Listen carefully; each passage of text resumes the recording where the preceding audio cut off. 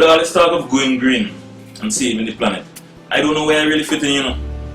I know what you mean. I get that I should be living a healthier life, but I don't know where to start. Well, those two things go hand in hand, you know. A healthy life and a healthy planet. True, true. Many of our diets are shifting away from locally grown foods to processed foods with added sugars and fats. And as it stands, our food security is not even very secure. What do you mean when you say food security? Well, according to the World Food Summit held in 1996, food security means that all people at all times have physical, social and economic access to sufficient, safe and nutritious food which meets their dietary needs and food preferences for an active and healthy life. Oh, I see. Yeah, and actually in the Caribbean we spend over $4 billion every year on imports to make up for the lack of food production locally. And it take anywhere from a few days to a few weeks for fruits and vegetables from the northern hemisphere to reach us. And then they spend another 1 to 3 days on display at the market. And then we may store it for up to 7 days before we eat it.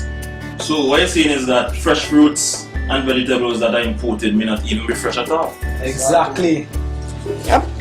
And for many crops, the significant length of time from harvest to home causes vitamins and nutrients to degrade. But I find that people are just consuming less healthy foods because they're all over the place and more affordable.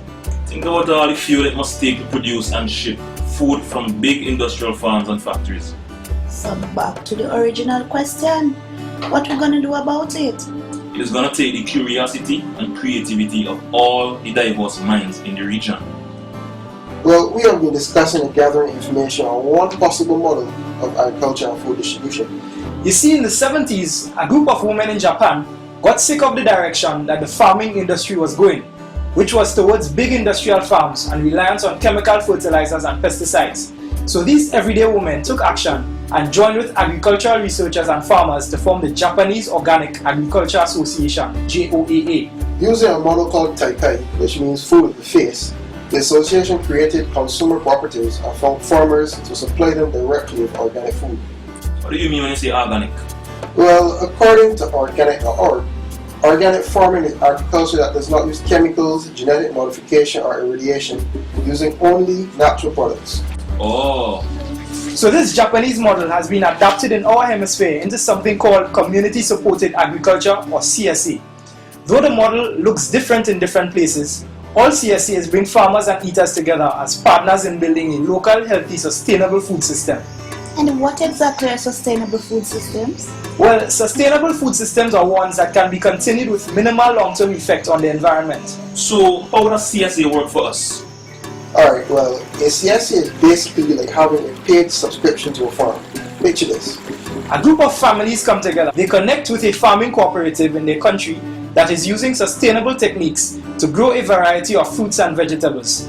The farmers present a budget to the families and explain the costs. So the budget would include costs like seeds, tools, labor and transport? Exactly, Sistrin.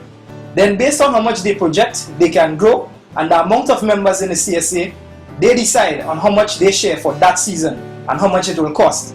Families have the option of paying seasonally or monthly to cover their share. So it is a mutual investment. Members and farmers share the risk together.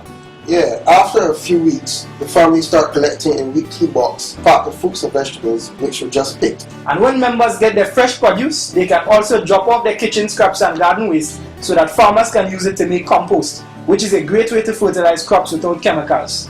It's all a big cycle. The skins and other unused parts of the produce go back to the soil to help the growth of new fruits and vegetables instead of being wasted in a landfill. Exactly.